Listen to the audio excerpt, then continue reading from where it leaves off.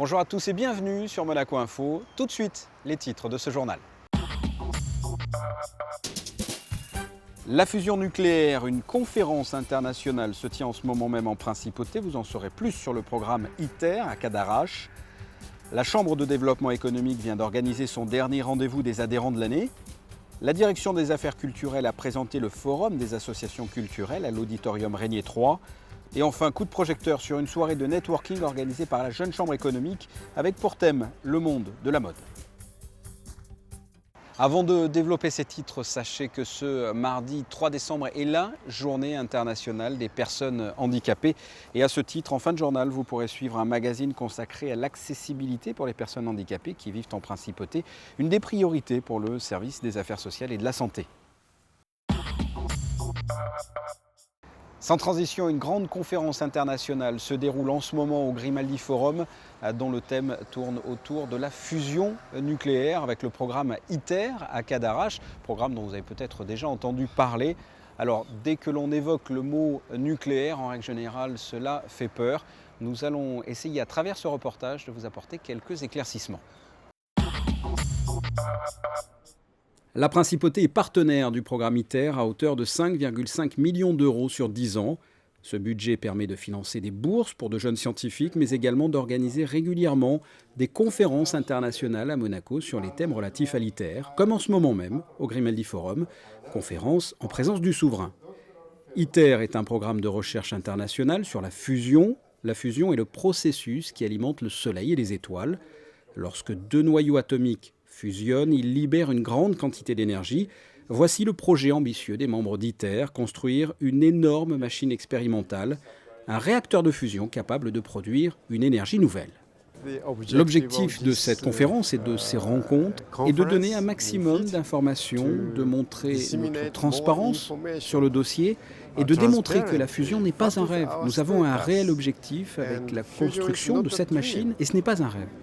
Ceci est une maquette. En réalité, la masse de cette machine sera supérieure à celle de l'Empire State Building. Elle est actuellement en construction. Les membres de l'ITER, c'est-à-dire la Chine, l'Union européenne, l'Inde, le Japon, la Corée, la Russie et les États-Unis, ont décidé de construire en commun le programme ITER à Cadarache, dans les Bouches-du-Rhône. Ce programme coûterait 13 milliards d'euros sur 10 ans. Le but n'étant pas pour le moment de produire de l'énergie, mais juste de prouver cette faisabilité. Dans cette machine, on va recréer un petit soleil. C'est-à-dire qu'on ne recréera pas les conditions qui règnent au cœur du soleil, parce que c'est impossible, mais on va recréer des conditions physiques de température, de densité, qui vont permettre à des atomes légers d'hydrogène de fusionner comme ils fusionnent au cœur du soleil et de libérer de considérables quantités d'énergie. Ce processus, la fusion, serait plus sûre, plus fiable et bien moins polluante que la fission qui est le principe d'une centrale nucléaire. Le premier atout de l'énergie de fusion, c'est que c'est une réaction physique intrinsèquement sûre. Ensuite, le combustible, il est universellement disponible. C'est-à-dire le combustible, on va le chercher dans l'eau de mer et dans un métal à peu près aussi abondant que le plomb qui s'appelle le lithium. Autre avantage majeur, la fusion ne produit pas de déchets de haute activité à vie longue. Elle produit des déchets nucléaires, mais des déchets qui sont les déchets qu'on sait gérer. Les déchets pour lesquels on n'a pas de solution à long terme, qui sont les déchets de haute activité à vie longue, la fusion n'en produit pas. Donc on a un énorme atout en termes de sûreté à très très long terme. Reste maintenant à prouver que cela fonctionne. ITER, qui veut dire le chemin en latin, est l'aboutissement d'un demi-siècle de recherche dans le domaine de la physique des plasmas. Construire une machine capable de produire de l'énergie grâce à la fusion est un processus très long.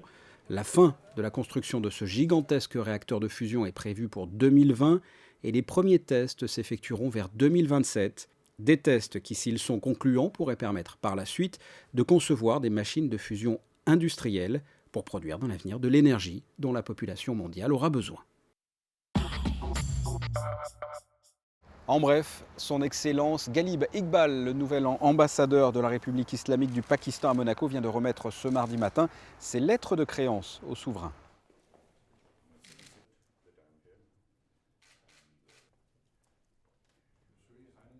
La Chambre de développement économique de Monaco vient d'organiser son dernier rendez-vous des adhérents de l'année. Ils étaient plus d'une centaine lundi soir, réunis à l'hôtel Hermitage autour du président de la CDE, Michel Dotta.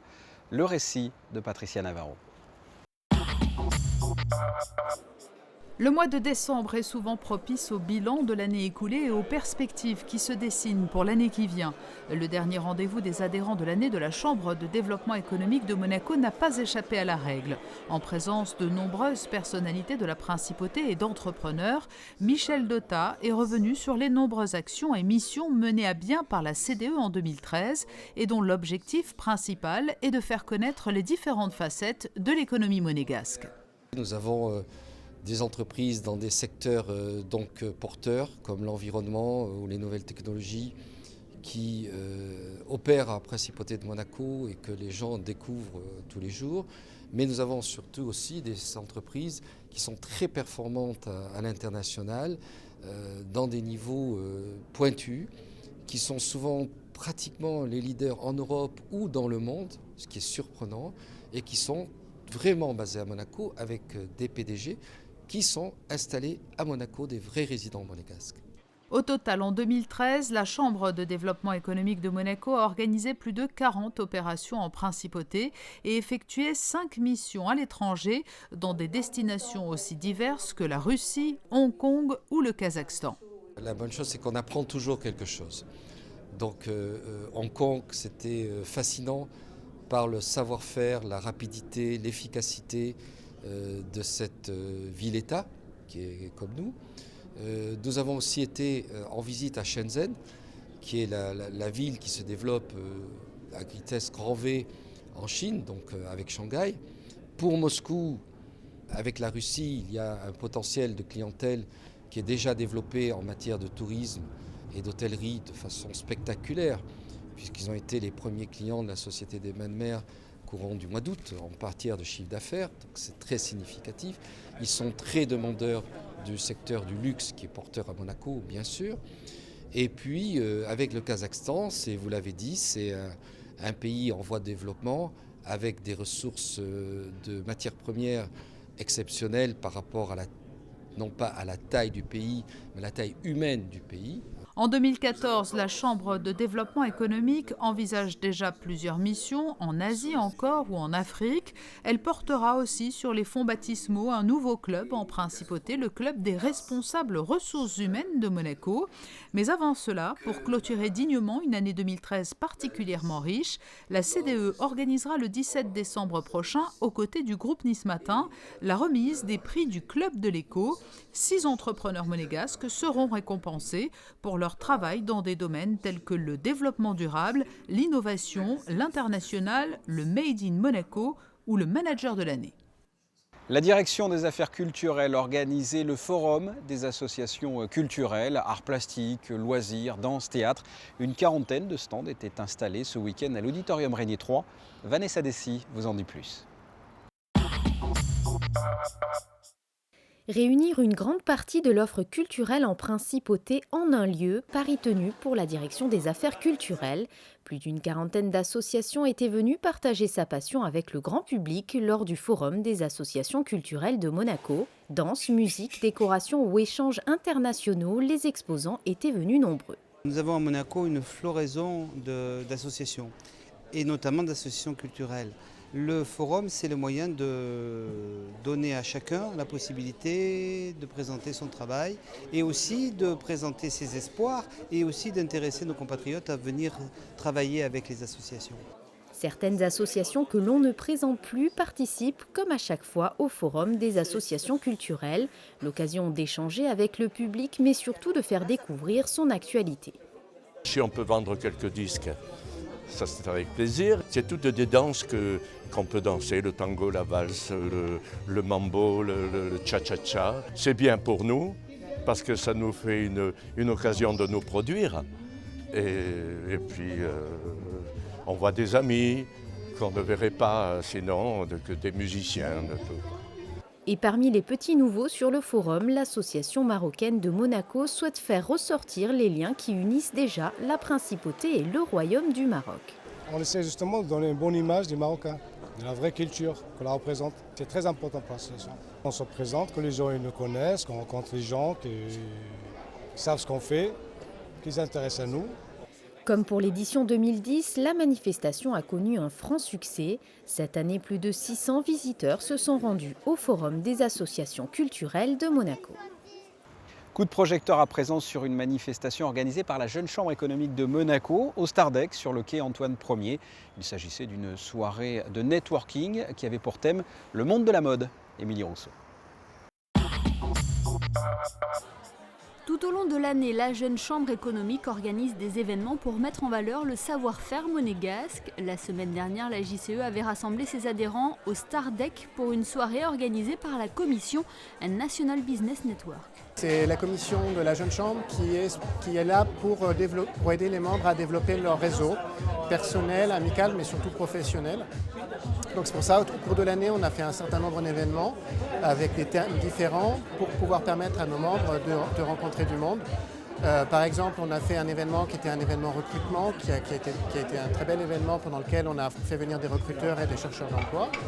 On a fait également un événement autour du thème russe, où on a fait venir une partie de la communauté russe de Monaco pour qu'ils puissent se rencontrer et donc faire du business ensemble.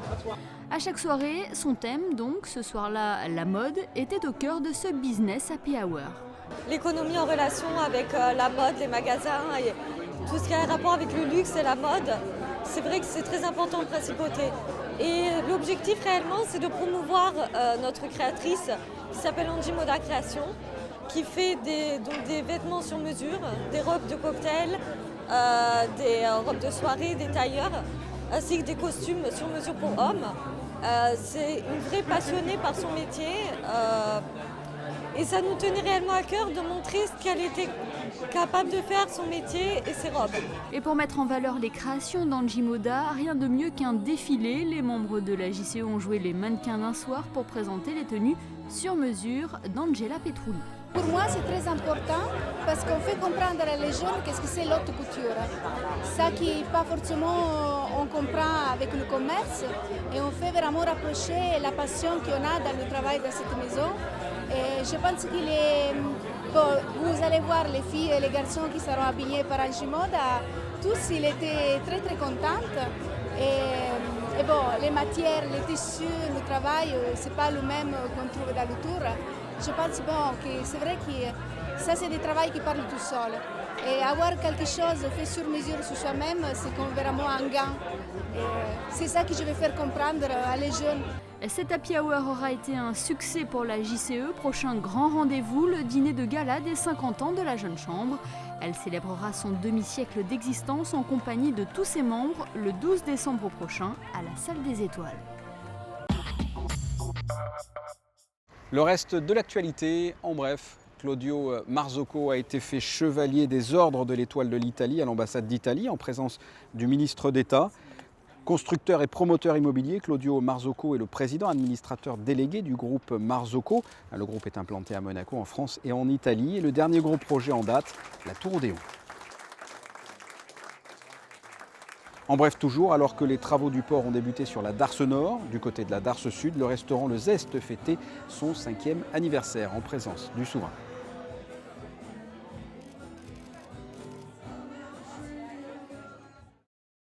Quel temps va-t-il faire cette fin de semaine? Voici la météo. A commencer par mercredi, une belle journée ensoleillée. Les nuages seront insignifiants et les températures supérieures au normal de 12 à 17 degrés. Jeudi, toujours du soleil malgré quelques nuages un peu plus présents. Il fera de 13 à 17 degrés. Vendredi, les nuages prennent possession du ciel, sans dégradation importante. Les températures baissent légèrement mais restent acceptables de 12 à 15 degrés. Et enfin samedi, retour du beau temps avec un large soleil. Il fera de 10 à 14 degrés. Je vous propose de retrouver dans quelques instants un magazine consacré à l'accessibilité des personnes handicapées qui vivent en principauté. Et puisque l'on parle de handicap, le village du Téléthon va se retrouver ce week-end, cette fin de semaine, sur le quai avec de nombreuses animations, à commencer par ce vendredi 15h30 et ce jusqu'à samedi soir. Et comme je vous l'ai dit précédemment dans la météo, il devrait faire beau. Alors pourquoi pas faire un petit tour du côté du village du Téléthon. Ce journal est terminé. Merci de l'avoir suivi. À très bientôt. Au revoir.